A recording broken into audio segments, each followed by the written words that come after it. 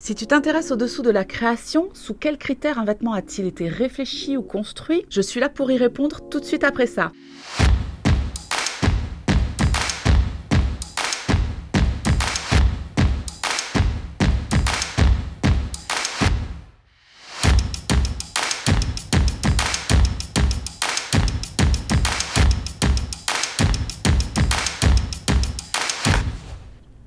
On se retrouve pour un format un peu différent où je vais parler d'un vêtement que j'ai créé, issu de ma collection de prêt-à-porter Made in France. Dans ce format, je vais résumer l'origine de la création d'une pièce emblématique de la marque en répondant à deux questions. Pourquoi et comment? Dans le pourquoi, j'expliquerai ce qui m'a amené à créer le vêtement ainsi que mon processus de fabrication. Et dans le comment, je donnerai des pistes pour pouvoir le visualiser dans le contexte où je l'ai imaginé et comment l'associer en termes de look. Aujourd'hui, on parle de la cape au col asymétrique, la Dynasty, qui est très appréciée de mes clientes. Donc, on va essayer de comprendre pourquoi. Donc, pourquoi? Dans la majorité des cas, tout démarre d'un besoin. Donc je cherchais une cape dans le prêt-à-porter et dans mes recherches, je me faisais toujours un peu la même réflexion comme quoi les formes étaient très souvent en forme de carré, type poncho. Et je me suis dit que ce serait intéressant de proposer quelque chose de plus graphique mais en harmonie avec le corps afin d'atténuer l'aspect un peu lourd de ce type de produit. Me voilà donc partie sur cette base-là. Je savais que je ne voulais pas de découpe dans la cape. Je précise, les découpes sont tout simplement les coutures, les lignes de couture qui raccordent une partie d'un vêtement à une autre. Donc ça fait une ligne comme ceci parce que je ne voulais pas alourdir le produit, je voulais que le résultat reste super fluide. Cette idée m'est venue de la calligraphie chinoise où quand il pose le pinceau pour effectuer l'écriture des caractères, il ne le relève plus de façon à ce que tout soit écrit d'un seul et même trait. C'est ce qui donne cet aspect très graphique et harmonieux à la fois. C'était exactement le défi que je m'étais fixé lors de la conception de la Dynasty. Je tenais à ce qu'elle soit elle aussi comme dessinée avec une seule et même ligne. Ce qui, je le précise, représente une grosse contrainte en termes de conception couture compte tenu de son degré de difficulté. Car les découpes sont absolument utiles pour atteindre la forme souhaitée. On parle quand même d'un corps humain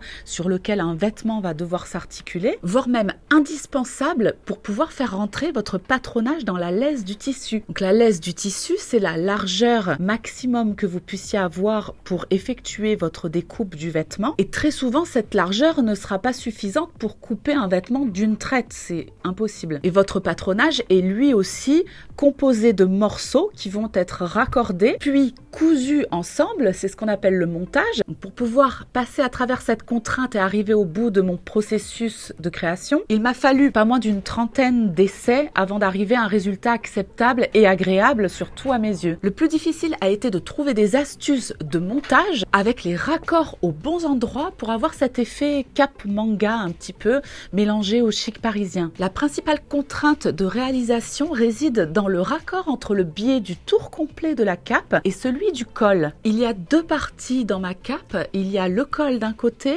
et la cape de l'autre. La principale contrainte de réalisation réside dans le raccord du biais qui fait le tour complet de la cape et celui du col, qui ne peut être réalisé qu'à la main du coup, ce qui représente l'étape la plus sensible où tout se joue au millimètre. Puis il y a les boutons pression invisibles aussi qui, eux, ne peuvent être cousus qu'à la main, puisqu'il ne fallait pas qu'on puisse voir de points de couture sur l'endroit de la cape, et que par nature, seuls les points invisibles à la main répondent à cette contrainte. En définitive, pour atteindre la fluidité globale que représente cette cape, j'ai dû inventer un petit peu mes règles de conception.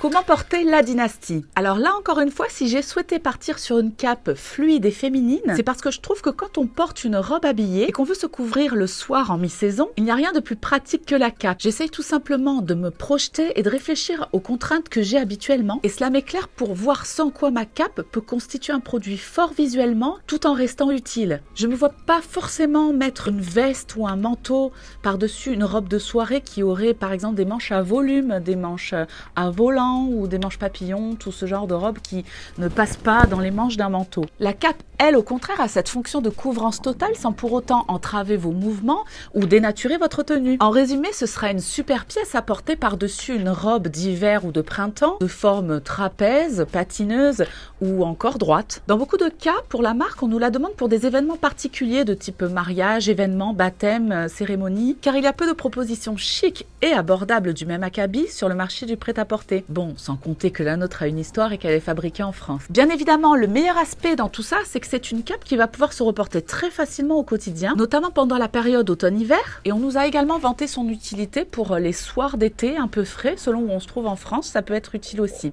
C'est une cape qui sera très jolie portée sur un jean, sur un pantalon slim, un pantalon à pince, voire même un pantalon large, donc vous avez le choix. Dans le porter au quotidien, on réitère l'aspect fonctionnel de cette cape, dans le fait que vous n'aurez pas à vous poser la question du haut que vous porterez en dessous. Combien de fois je me suis retrouvée avec un pull, un gros pull ou un gilet dont les manches ne rentraient pas dans les manches du manteau. Donc cette cape, pour moi, est devenue un indispensable de la garde-robe féminine, dans le sens où c'est une pièce chic mais portable, qui, bien qu'originale dans son genre, reste relativement neutre en termes de style pour valoriser tout type de tenue. Si j'ai décidé de parler de mes produits en particulier, c'est parce que les clients me posent beaucoup de questions, à travers lesquelles j'ai constaté un vif intérêt pour les informations complémentaires, pouvant les aider à se projeter à propos d'un univers qui, dans le cadre des grandes entreprises, reste relativement opaque, voire pauvre, en termes d'implication créative ou identitaire. À l'origine, je subis plutôt une forme d'introversion quand il s'agit de parler de mon métier de styliste et surtout de mes méthodes de création, mais je voulais tout de même arriver à proposer un contenu qui informe sur le milieu de la mode. À force d'y réfléchir, je me suis dit que plutôt que de parler en généralité, j'ai pensé que ce serait plus immersif de parler de ce que j'ai véritablement fait. N'hésitez pas à me donner vos avis en commentaire et on se retrouve prochainement pour un nouveau format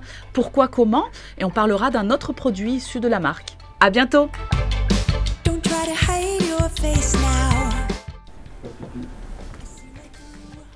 Bah écoute, c'est bien. On mettra ça dans les bonus. Avec une cape, t'es pas gêné pour aller faire pipi. Not interested, just show me the door.